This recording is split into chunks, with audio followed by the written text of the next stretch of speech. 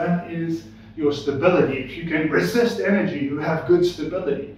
If you have a wide base, you can resist energy more because you've got more play inside your base of support. The taller you are, the more resistance will leverage against, leverage is another concept, it will leverage against your point of contact with the floor and knock you over. That's why if someone pushes you high up, especially up here on your shoulders where you've got quite a lot of rigidity, especially if you're very stiff and your base of support is narrow, and someone pushes you on the shoulders, you will fall over very easily. Especially if your feet are together, you can see, as soon as someone pushes you, over.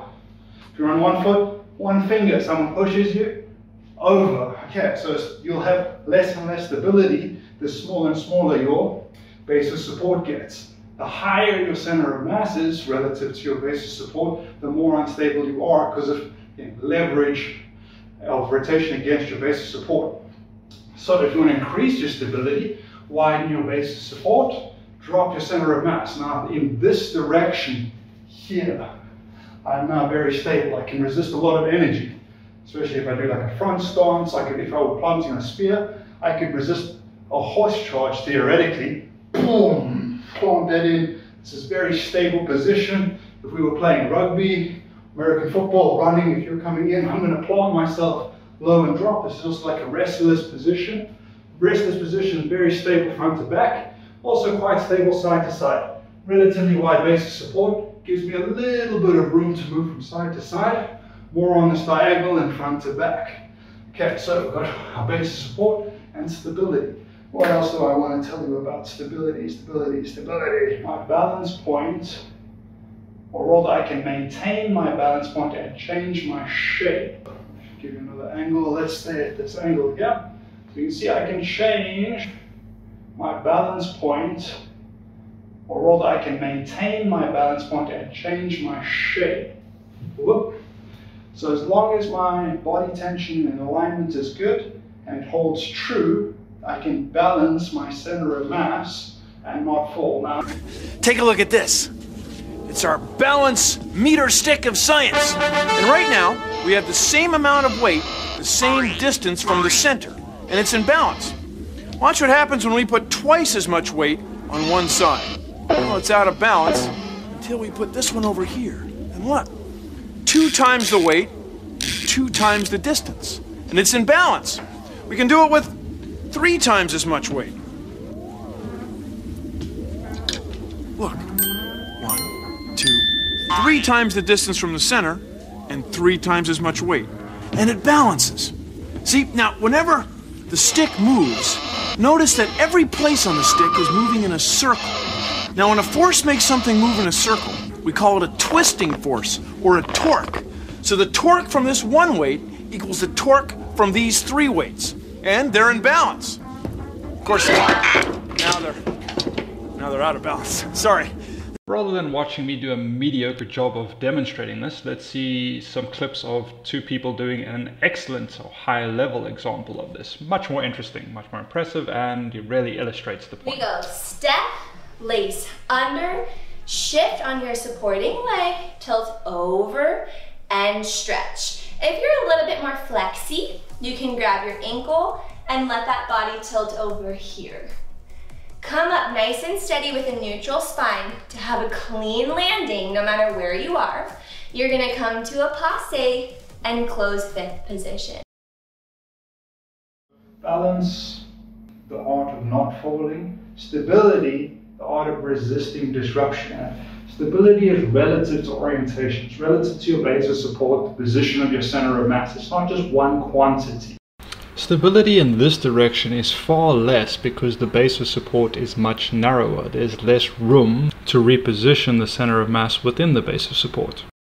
Whereas if we look at the length of the base of support, it's much longer than it is wide, giving us more room to shift inside. So you can see I can shift my center of mass far forward and far back.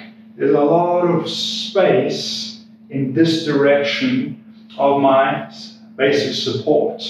See, I can shift far this way and far that way, going onto one leg. So the base of support is large this way, which means there's a lot of room to absorb energy in this direction. My joint orientation, the angles of my joints, also matter because my ankle joint allows me to apply pressure with the ball of my foot, which can help counterbalance, especially in this position. My knees being able to bend allow me to drop my center of mass lower. Again, increases my resistance to disruption. So base of support in this direction is really, really good. It's maximal basically for this position. However, if you were to come over here and grab me with 2 fingers, here I can resist a full rugby charge. Bring it on.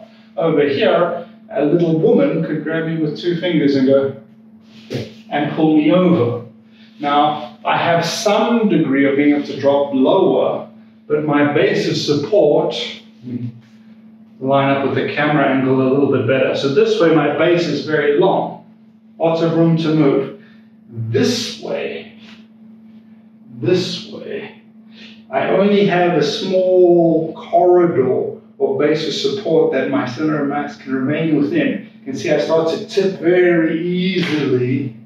Even my heels start lifting. Even with counterbalancing, I don't have a lot of room, a lot of play. So my stability in this direction is far less than it is in this direction.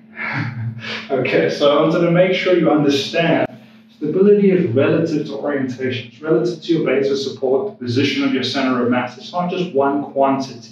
The direction or vector of the force or disturbance also matters.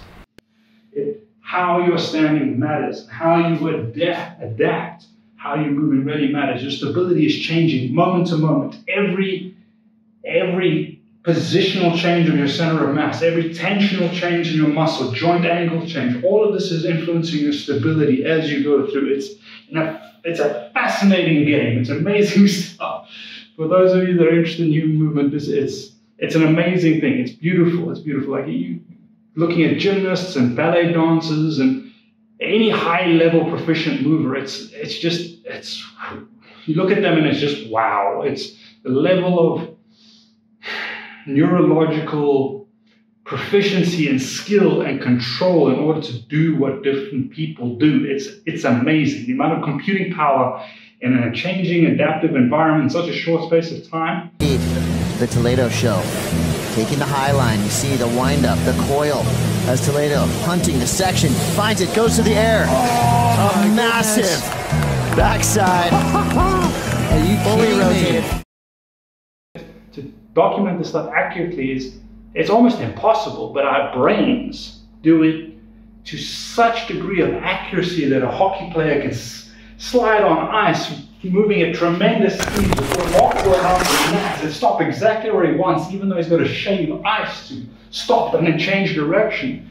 You have gymnasts running and doing quadruple rotational spins and top over end somersaults and landing with precision and balance.